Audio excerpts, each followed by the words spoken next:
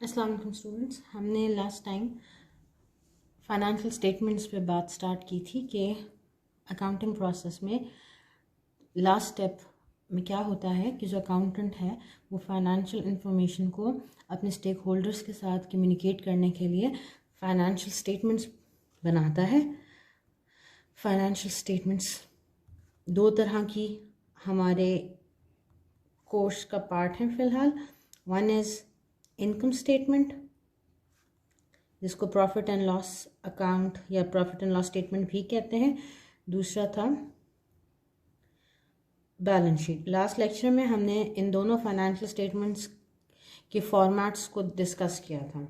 आज practically basis पे देखते हैं कि किस तरह से एक बिज़नेस के फाइनेंशियल इंफॉर्मेशन को अकाउंटेंट इन फाइनेंशियल स्टेटमेंट्स में कन्वर्ट करता है या फाइनेंशियल इंफॉर्मेशन की बेसिस पे फाइनेंशियल स्टेटमेंट्स बनाता है।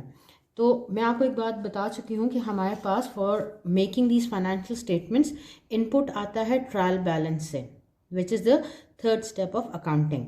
इस थर्ड स्टेप ऑफ अकाउंटिंग से फाइनेंशियल इंफॉर्मेशन उठा के इन इनकम स्टेटमेंट और बैलेंस शीट की फॉर्म में कन्वर्ट करके फॉर्मेट में डाल के फिर कम्युनिकेट की जाती है डिफरेंट स्टेक होल्डर्स के साथ। आज हम एग्जाम्पल के थ्रू थोड़ा सा देखते हैं कि किस तरह से ट्रायल बैलेंस को यूज़ करके इनकम स्टेटमेंट और बैलेंस शीट बनाई जा सकती है। फिर हमारे पास एज एन एग्जाम्पल मैं एक ट्रायल बैलेंस लेके आई हूँ, एक बिजनेस की ट्रायल बैलेंस, जिसको हम आज की क्लास में कन्वर्ट करेंगे या इस इंफॉर्मेशन को देख के इनकम स्टेटमेंट और बैलेंस शीट बनाने की कोशिश करेंगे। ठीक होती है बात। अब थोड़ा सा रिवाइज करते हैं। सबसे पहले हम इनकम स्टेटमेंट को, income statement is that form of financial statement that is used to report profit और लॉस ऑफ अ बिजनेस। और ये प्रॉफिट या लॉस का हमें पता चलता है रेवेन्यू माइनस एक्सपेंसेस से। तो जब भी इनकम स्टेटमेंट हम बनाना शुरू करेंगे तो इनकम स्टेटमेंट बनाने के लिए आपके पास जो भी गिवन ट्रायल बैलेंस है या ट्रायल बैलेंस के डिफरेंट अकाउंट्स किसी क्वेश्चन में दिए हुए हैं, उस इंफॉर्मेशन को ट्रायल बैलेंस की इंफॉर्मेशन में से हमने आइडेंटिफाई करना है रेवेन्यू कौन कौन से हैं, एक्सपेंसेस कौन कौन से हैं, क्योंकि इन रेवेन्यू और एक्सपेंसेस की मदद से ही हम इनकम स्टेटमेंट बनाते हैं। हम इस ट्रायल बैलेंस पे आते हैं जो कि हम एज एग्जांपल ले रहे हैं इस टॉपिक को समझने के लिए। एक बिजनेस है आइलैंड हॉपर, जिसकी ट्रायल बैलेंस हमें दी गई है फॉर जून 30, 2004। ये इसके डिफरेंट अकाउंट्स हैं। इनके सामने डेबिट और क्रेडिट वैल्यूज़ इन अकाउंट्स की लिखी हुई हैं। इनकम स्टेटमेंट बनाने के लिए हमने पहली इन्फॉर्मेशन देखनी है रेवेन्यू। तो अकाउंटेंट क्या करता है कि इस ट्रायल बैलेंस में अकाउंट्स में देखता है कि कौन से रेवेन्यू अकाउंट्स हैं जो कि इनकम स्टेटमेंट में जा सकते हैं। अब यहाँ पहला अकाउंट है कैश, रेवेन्यू नहीं है। अकाउंट रिसीवेबल, रेवेन्यू नहीं है। प्रीपेड रेंट, रेवेन्यू नहीं है।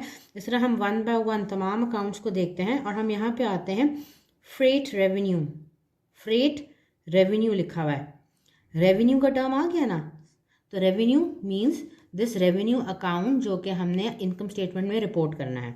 अब ये फ्रेट रेवेन्यू क्या होता है? रेवेन्यू मुख्तलिफ तरीके के हो सकते हैं ना। मतलब बेसिकली रेवेन्यू क्या है? बिजनेस की earning after providing some service और आफ्टर सेलिंग सम गुड्स। तो उस रेवेन्यू की जगह यहाँ सेल्स लिखा हो सकता है, सर्विस रेवेन्यू लिखा हो सकता है। अब यहाँ पे जो टर्म फ्रेट लिखा है ना, FREIGHT, फ्रेट हम कहते हैं ये जो ट्रेवल चार्जेस वगैरह होते हैं ना, उनको फ्रेट चार्जेस कहते हैं। तो अगर बिजनेस है जो कि अपने कस्टमर को ट्रेवलिंग सर्विसेज देता है तो जो रेवेन्यू कमा रहा होगा वो क्या होगा? फ्रेट की फॉर्म में होगा।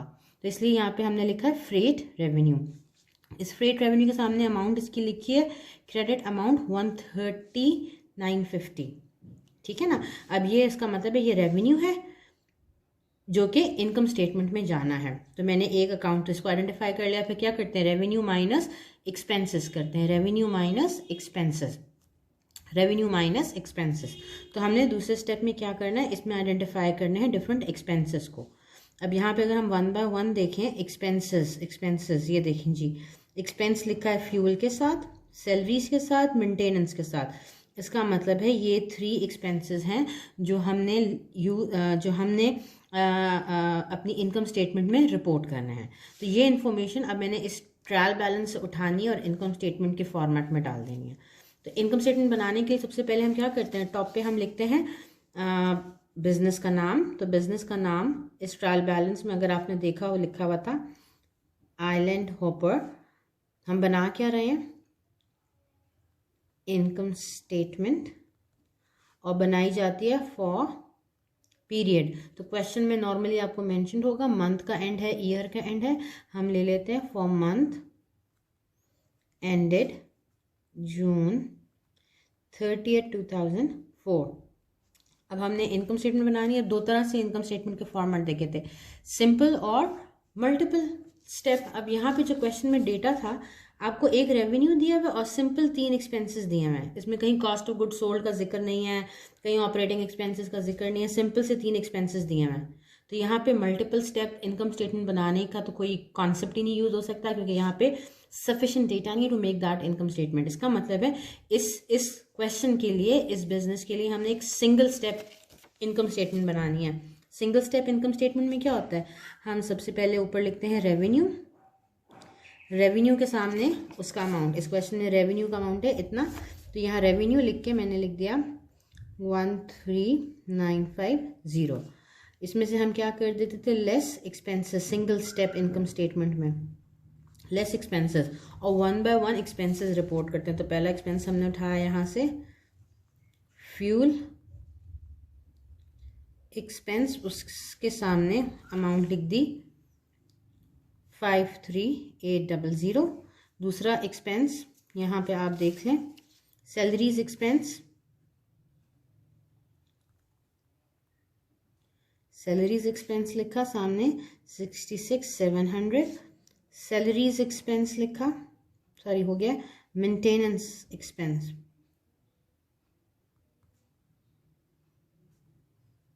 और उसकी अमाउंट 12,900 उसके सामने लिख दिया हमने। 3 एक्सपेंसेस हो गए और कोई एक्सपेंस यहाँ पे नहीं लिखा हुआ है, तो मैं यहाँ पे एक लाइन ड्रॉ करती हूँ। इन तीनों एक्सपेंसेस को ऐड करके इनका सम कहाँ लिख दूंगी, इस जगह पे, ठीक है। फिर लाइन ड्रॉ करेंगे, रेवेन्यू माइनस टोटल एक्सपेंसेस करेंगे, जो आंसर आएगा वो यहाँ लिख के that will be your net profit या नेट इनकम। प्लस वैल्यू है तो नॉट प्रॉफिट है, अगर यहाँ नेगेटिव वैल्यू आती है तो नेट लॉस आता है। फॉर्मेटिंग करनी है, यहाँ पे पहली वैल्यू के साथ डॉलर का साइन, यहाँ पे पहली वैल्यू के साथ डॉलर का साइन, लाइन ड्रॉ कर दिया तो यहाँ पे फिर डॉलर का साइन और नेट प्रॉफिट को डबल अंडरलाइन। ये हमने बना दी एक सिंपल सी इनकम स्टेटमेंट। ठीक होती है बात, ये एक इनकम सिंपल सी इनकम स्टेटमेंट बनाने का तरीका है। अब इसी क्वेश्चन को हम देखते हैं और बनाते हैं बिजनेस की एक सिंपल सी balance sheet. Balance sheet, balance sheet के लिए भी फॉर्मेट क्या है, हमने टॉप पे लिखना है बिजनेस का नाम जो कि है island hopper, balance sheet as eight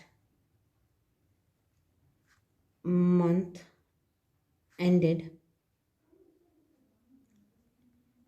June 30, 2004। हमने हेडर बना दिया।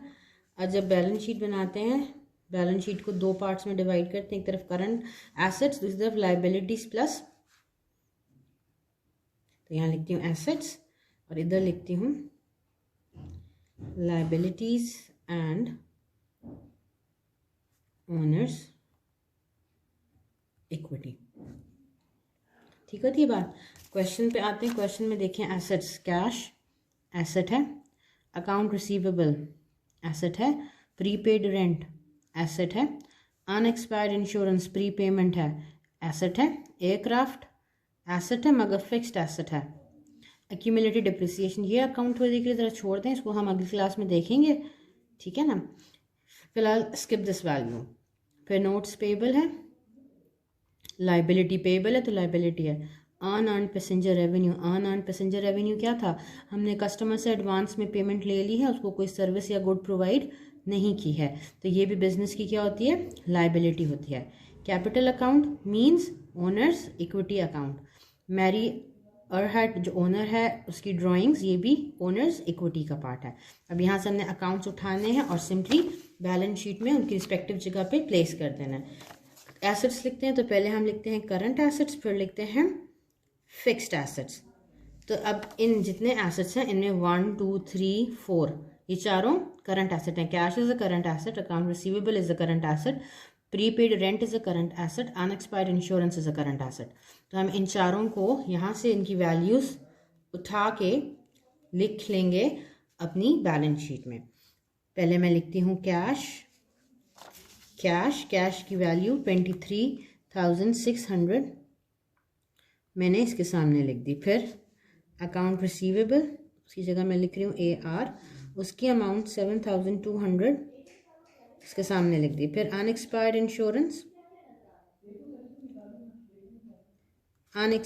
इंश्योरेंस उसकी वैल्यू 21,000 सामने लिख दी। इधर प्रीपेड रेंट रह गया, प्रीपेड रेंट 96,000 का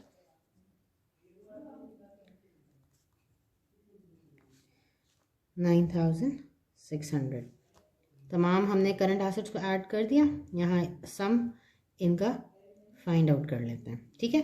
फिर फिक्स्ड एसेट्स लिखते हैं। फिक्स्ड एसेट्स में हमारे पास एक ही है एयरक्राफ्ट, तो मैं एक ही लिखूंगी एयरक्राफ्ट, उसकी वैल्यू 120000 जितनी वैल्यू यहाँ पे लिखी हुई है वो लिख दी मैंने एयरक्राफ्ट के सामने। और कोई फिक्स्ड एसेट नहीं है तो यहाँ उनको और कुछ लिखने की ज़रूरत नहीं है।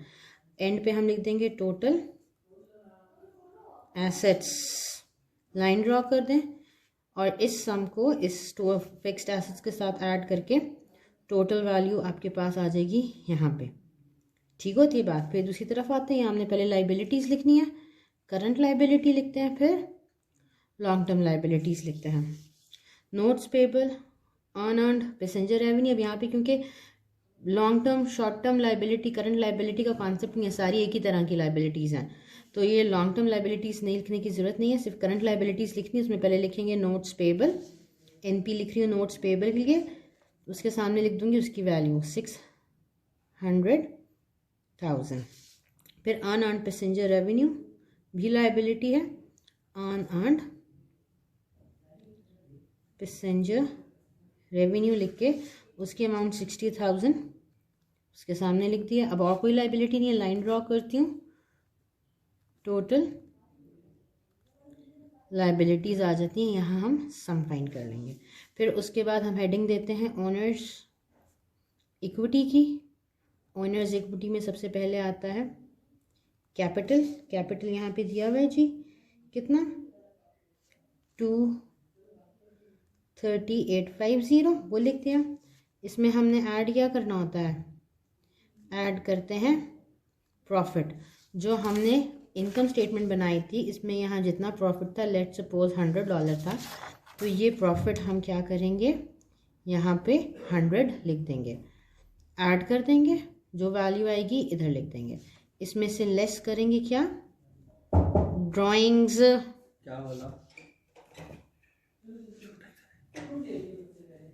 ड्राइंग्स माइनस करेंगे, 7,000 यहाँ लिखा हुआ है, माइनस 7,000 लाइन ड्रॉ करके हमारे पास यहाँ पे जो वैल्यू आएगी it will be total equity.